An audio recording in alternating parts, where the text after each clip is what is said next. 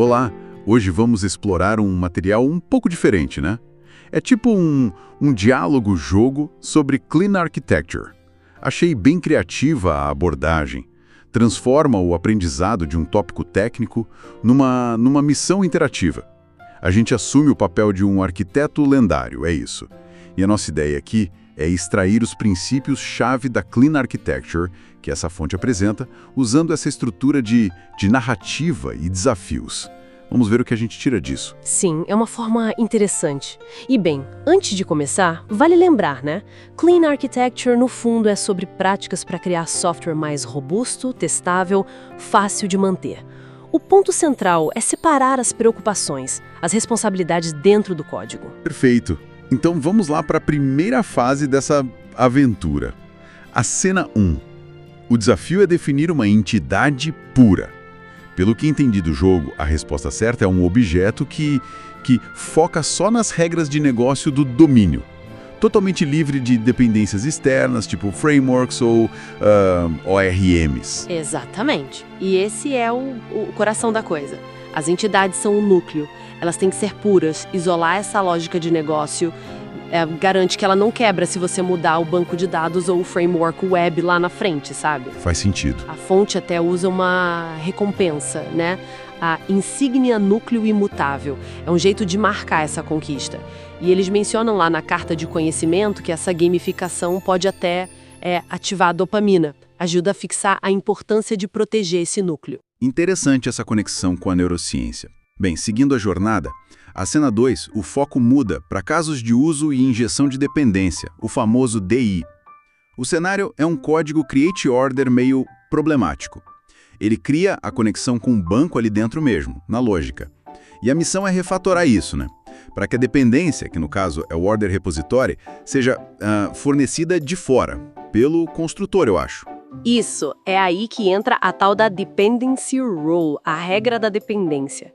Basicamente, ela diz que as dependências sempre apontam para dentro, das camadas mais externas, tipo UI e infra, para o núcleo, onde estão as regras de negócio e os casos de uso. A injeção de dependência é a ferramenta que faz isso acontecer na prática. A gente injeta as dependências, desacoplando a lógica principal das implementações concretas. Tá. Mas, na prática, assim, gerenciar todas essas injeções, configurar tudo isso, especialmente em projetos maiores, não acaba adicionando uma complexidade inicial, tipo um setup mais chato?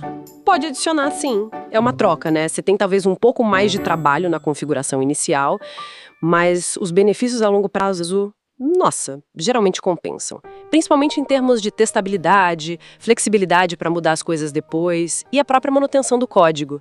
Em sistemas que vão crescer ou mudar muito, vale a pena. Entendido. Boa ponderação.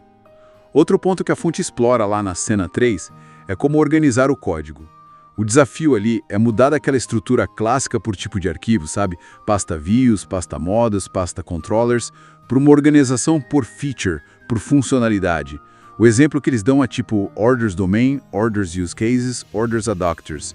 Tudo de pedidos junto. Exato. E essa organização por feature traz vantagens grandes. Alta coesão e baixo acoplamento. Coesão alta porque tudo que faz parte da mesma funcionalidade tá ali, juntinho. Fica mais fácil de achar e entender. E baixo acoplamento porque uma funcionalidade fica mais independente da outra. Mudar algo em pedidos tem menos chance de quebrar usuários, por exemplo. Facilita o trabalho em equipe também, imagino. Com certeza. Várias equipes podem trabalhar em funcionalidades diferentes com menos conflito. As insígnias lá do jogo, Cohesion Master e Low Coupling Hero, tentam visualizar esses conceitos. Legal. E falando em testes, a cena 4 entra nisso. O problema é um teste que falha porque depende de um banco de dados real, né? Lento, instável. A solução proposta é usar mocks ou fakes. O exemplo mostra um Fake Order Repository criado com um PyTest Fixture. Isso é fundamental para testar de verdade. Com mocks ou fakes, você simula o comportamento da dependência externa, como o banco. Assim, você testa sua lógica de negócio, caso de uso, isoladamente. O teste fica rápido, confiável e focado no que importa, as regras, sem depender da infraestrutura. Clareia bastante. E para fechar a jornada do jogo, a cena 5 faz a pergunta-chave. Por que essa insistência toda na independência de frameworks na Clean Architecture? Essa independência é talvez o pilar mais estratégico. Independência de framework web, de banco de dados, da interface do usuário. Isso te dá flexibilidade. Se amanhã você quiser trocar o seu banco de dados de Postgres para Mongo, ou seu framework web de Django para FastAPI, você pode, sem ter que reescrever o coração da aplicação. Garante que o sistema possa evoluir, se adaptar, durar mais tempo, protege o investimento que foi feito na lógica de negócio principal. É a longevidade do software, né? Exatamente. Por isso o jogo dá o título final de Arquitetura Suprema. Representa essa resiliência. Então, recapitulando essa nossa exploração pelo diálogo-jogo, a gente passou pelos desafios de definir entidades puras, aplicar injeção de dependência, vimos a importância da regra da dependência, de organizar por feature para ter coesão e baixo acoplamento. Falamos de testes isolados com mocks e fakes e, por fim, o valor da independência de frameworks. A gamificação com o XP Badges parece que ajuda a fixar, né? Sim, ajuda a tornar concreto.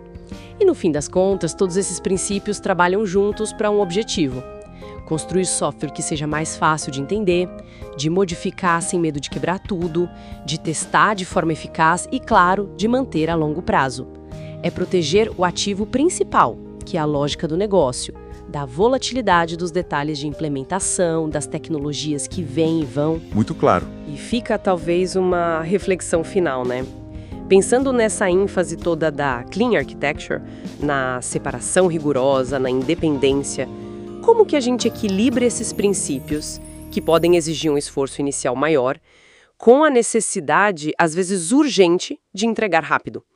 Penso em protótipos, MVPs, onde talvez a velocidade inicial seja crucial. Como encontrar esse balanço entre a agilidade de curto prazo e os benefícios de manutenção e flexibilidade que essa arquitetura promete a longo prazo? É algo para se pensar.